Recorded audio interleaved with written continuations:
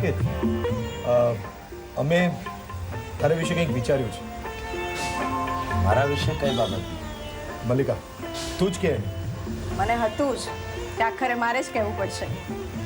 પણ શું વાત શું છે ભાભી? નચિકેતભાઈ, વાત તમારી અને કામાલી વિશેની છે. ભાભી, હું માનું છું કે જીવનમાં જે ધ્યેય પ્રાપ્ત કરવું અશક્ય છે એની ચર્ચા પણ નિરર્થક છે. માટે છોડો એ બધી વાતો. છોડી દેવાથી શું વળવાનું છે? કોશિશ કરીએ તો કદાચ રસ્તો મળી જાય. કોશિશ કરવામાં આપણે શું બાકી રાખ્યું છે? મોટાભાઈ, જે કંઈ પણ કહેવાનું હતું એમણે આપણને ચોખ્ખે ચોખ્ખું કહી દીધું છે. આ વાત તો કામાલીની માએ કહી છે ને. નચિકેત, મને લાગે છે કે જો તું પર્સનલી કામાલીને મળે તો કદાચ એ તારી ભાવનાઓને સમજી શકશે. હવે પ્રશ્ન અહીંયા ભાવનાઓનો છે કે પછી સ્વમાનનો? પણ મારી દ્રષ્ટિએ પ્રેમની ભાવના કદાચ સ્વમાનની ભાવનાઓને જીતી પણ લે. હા નચિકેતભાઈ, મારું પણ એવું જ માનવું છે. જો તમે કામાલીને પર્સનલી મળો તો કદાચ એની અસર જુદી જ હશે. પણ ભાભી, બસ હા, હવે આનાકાની રહેવા દો અને કાલે ને કાલે અમદાવાદ જવાની તૈયારી કરો. હવે આ એક જ રસ્તો બાકી છે. રાઈટ, તારી કાલની ફર્સ્ટ ફ્લાઇટની અમદાવાદની ટિકિટ બુક કરાવું છું. રહેવા દો મોટાભાઈ પ્લીઝ. કેમ? કારણ કે કામાલી અમદાવાદમાં નથી. તો ક્યાં છે? એ આબુ ગઈ છે. તમને કેવી રીતે ખબર પડી? મેં એના ઘરે ફોન કર્યો હતો. વાહ દિયરજી, અમે અહીંયા ચિંતા કરી રહ્યા છીએ અને તમે છાનામાના પ્રેમાલાપ કરો છો. હા, નહીં એવું નથી ભાભી, મેં તો જસ્ટ આમ જ ફોન કર્યો હતો. એટલે કામાલી સાથે તો વાત ન થઈ, પણ એની મમ્મીએ કહ્યું કે એ લોકો આબુ જવાના છે. Hello mister Nachiket. નચિકેત સાહેબ, સોરી, હું સીધો જ તમારા ઘરે આવી પહોંચ્યો. અરે પ્લીઝ આવો મિસ્ટર ફ્રાન્સિસ, બેસો. Thank you. Well mister Francis આ મારા મોટા ભાઈ છે ને આ મારા ભાભી છે. નમસ્તે. મોટા ભાઈ આ છે મિસ્ટર ફ્રાન્સિસ. એમને પણ એન્ટિક્સમાં અને પુરાતત્વમાં ખૂબ રસ છે. How nice. મારો શોખ કેળવવામાં એમણે મારી ઘણી મદદ કરી છે. નચિકેત સાહેબ, તમે મને જે હવેલીની તસવીરો આપી હતી એની ડિટેલ્સ મને મળી છે. ઓહ રિયલી? યા, એ હવેલી કોની છે, ક્યારે બનાવેલી, એની બધી જ ઐતિહાસિક વિગતો પણ મને મળી ગઈ છે. I C.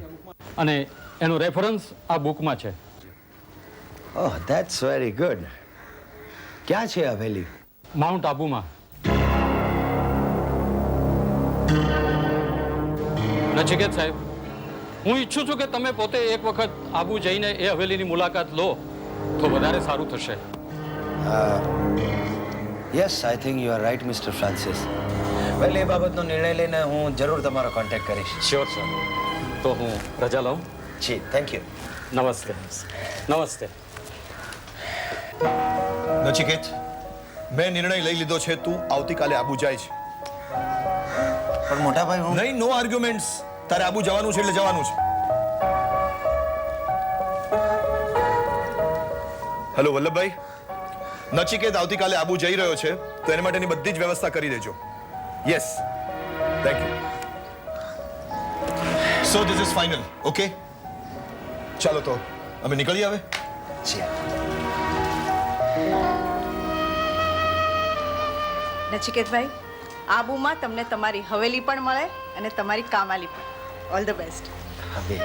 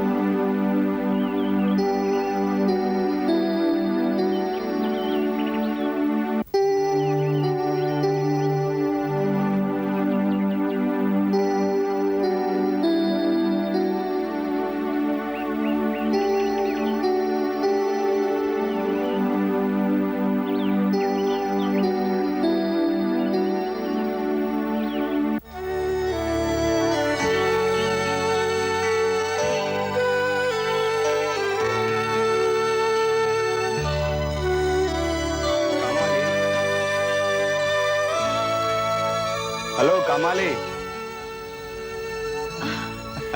હાય તમે ક્યારે આવ્યા? બસ આવ્યો તો હમણાં જ. પણ જોયું કે તમે ક્યાંક વિચારોમાં અટવાયેલા છો. 2 વખત બોલાવ્યા તમને. શું વિચારતા હતા? ના ના કાંઈ નહીં. કાંઈ નહીં, હોઈ જ ન શકે. મેં દૂરથી જોયું કે તમે ક્યાંક વિચારોમાં ખોવાયેલા છો. બોલો, કઈ નવલકથા પર વિચારી રહ્યા હતા? ના એવી કઈ વાત નથી. તો કોઈ કેરેક્ટર પર વિચાર કરો છો? નો. નો? તો પછી? વિનાયક, હું શું વિચારું છું એ બાબતમાં તમે આટલું ન વિચારો. શું કામ ના વિચારો? તમે મારા મહેમાન છો અને હું તમને ઉદાસ નથી જોઈ શકતો. પણ તમને આવું કેમ લાગે છે? કારણ કે તમારો ચહેરો ઉતરી ગયેલો દેખાય છે. બોલો, સાચી વાત શું છે? ના ખરેખર એવી કઈ જ વાત નથી.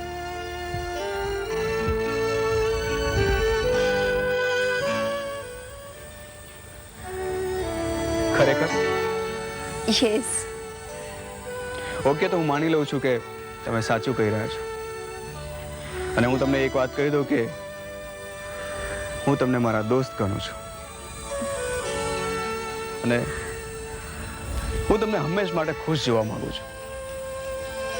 અહીંયા આબુના ખુશનુમા વાતાવરણમાં મહેમાન બનીને તમને બોલાવવા પાછળનું કારણ એ જ કે તમે અહીંયા હરો ફરો આનંદમાં રહો. તો મને લાગે છે તમે ખુશ નથી. કંઈક પોતાનું ગુમાવીને અહીંયા આવ્યા હોય એવું લાગે છે. કોઈ પણ તકલીફ હોય, મુશ્કેલી હોય તો વિના સંકોચે મને કહેશો, તો આનંદ થશે. હું તમને મદદરૂપ થઈ શકું. તમને કેમ એવું લાગે છે વિનાયક? હું તમારી દોસ્તી, તમારી લાગણીની કદર કરું છું. પણ ઘણી એવી વાતો હોય છે જેના કહેવાથી મન હળવું થઈ જાય છે. અને એવી પણ વાતો હોય છે જેના કહેવાથી એની પીડા ઓછી નહીં વધી જાય છે. હું તો પ્રાર્થના કરીશ કે તમને મનની શાંતિ મળે, સાચું સુખ મળે.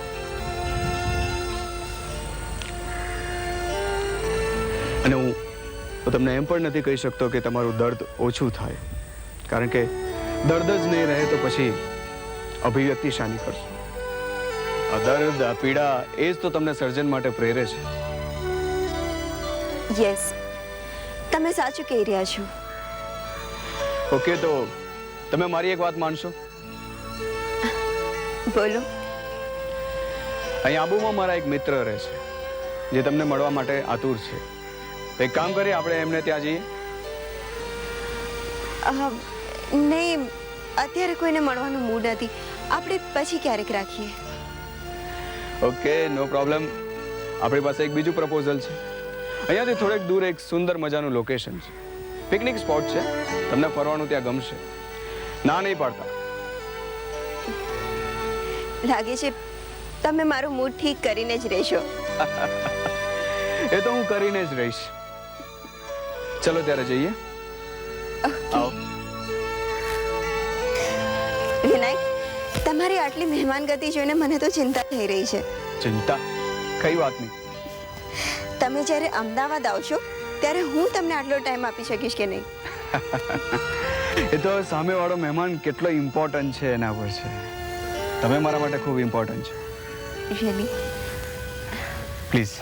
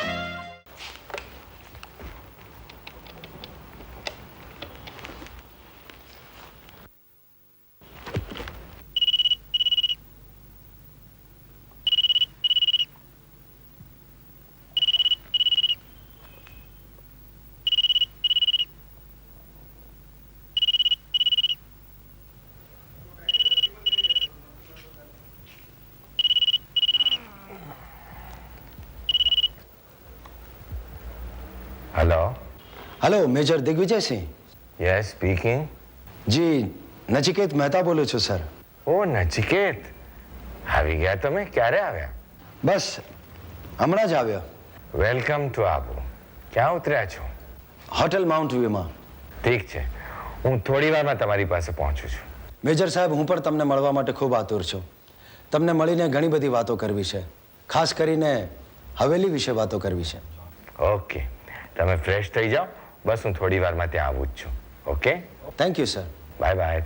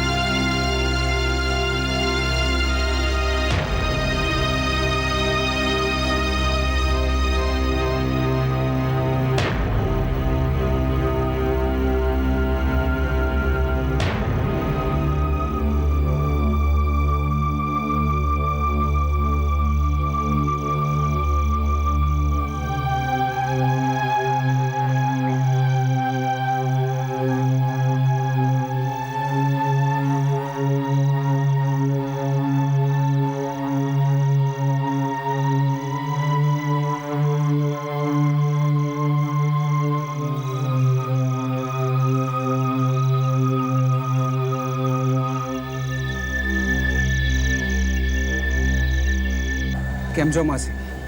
આ વાવ દીકરા, તે ફોન ઉપર કહ્યું હતું ને, બરાબર એવું જ છે. હા, અહીંયા પંખીઓનો કલરવ, ઠંડી ઠંડી હવા, બહુ ખુશનુમા વાતાવરણ છે. માસી બહુ ખુશનુમા વાતાવરણ છે તો પછી તમે ઉદાસ કેમ છો? ઉદાસ? ના ના, એવું નથી. મને એવું લાગી રહ્યું છે કે તમે ઉદાસ છો. અને તમે આવ્યા ત્યારથી હું જોઈ રહ્યો છું કે તમે જે અમદાવાદમાં મને મળવા માટે આવ્યા હતા એવા અત્યારે જરાય લાગતા નથી. પણ તને એવું કેમ લાગે છે બેટા? માસી, હું જે અનુભવી રહ્યો છું એ જ કહી રહ્યો છું. એવી કઈ વાત છે જે તમને ઉદાસ કરી રહી છે? તમારે એ વાત ન કહેવી હોય તો ન કહેશો, પણ મને એવું લાગે છે, અને ફક્ત તમારી બાબતમાં જ નહીં, કામલીની બાબતમાં પણ મારું નિરીક્ષણ છે. એવી કોઈ ચિંતા છે જે તમને લોકોને સતાવી રહી છે. તારી વાત સાચી છે. ચિંતા કરવા જેવી વાત છે પણ અને નથી પણ. એક યુવાન દીકરીની માને હોય એવી ચિંતા મને સતાવે છે. મને કામાલીની ચિંતા છે બેટા. માસી, કામાલી ચિંતા કરાવે એવી છોકરી નથી. ખૂબ સમજદાર છોકરી છે. જુઓ ને, આટલી નાની ઉંમરમાં કેટલું સમજદાર ભર્યું વર્તન કરી રહી છે. એનું લખાણમાં કેટલું ઊંડાણ છે. દુનિયાની ઠાવકાઈ, શાણપણ બધું એના લખાણમાં દેખાઈ રહ્યું છે. કેટલી સંવેદનશીલ છોકરી છે. એ જ તો પ્રોબ્લેમ છે બેટા, કે એ સામાન્ય છોકરી નથી. જો એ સામાન્ય છોકરી હોત ને તો મને ચિંતા જ નહોતી. એના લગ્ન થઈ જાત, સાસરે જાત, સુખી થઈ જાત, મારે ફિકર કરવા જેવું રહેતા જ નહીં પછી. પણ આ તો બહુ સંવેદનશીલ છે. એની સંવેદનશીલતાએ જ એની સીમાઓને વધારી મૂકી છે. એના મનનો તાક પામવો બહુ જ મુશ્કેલ છે. અને હવે મારા હાથની વાત નથી રહી બેટા. કેટલીક વાર માણસ બહુ સમજદાર હોય ને, એ એને માટે બહુ જોખમી બની જાય છે. કોઈ માણસ બધો જ ત્યાગ કરી દે અને એના ચહેરા પર એક દુઃખની રેખા પણ ન દેખાય, એ પણ બરોબર નથી ને. હું ભગવાનને પ્રાર્થના કરીશ કે કામાલીની બાબતમાં આવું ક્યારેય ન બને. નહીં બને માસી, કામાલી ક્યારેય દુઃખી નથી. તારી વાતોમાં કેટલો વિશ્વાસ છલકે છે. વિશ્વાસ છે, રહેશે, અને એ હકીકત છે.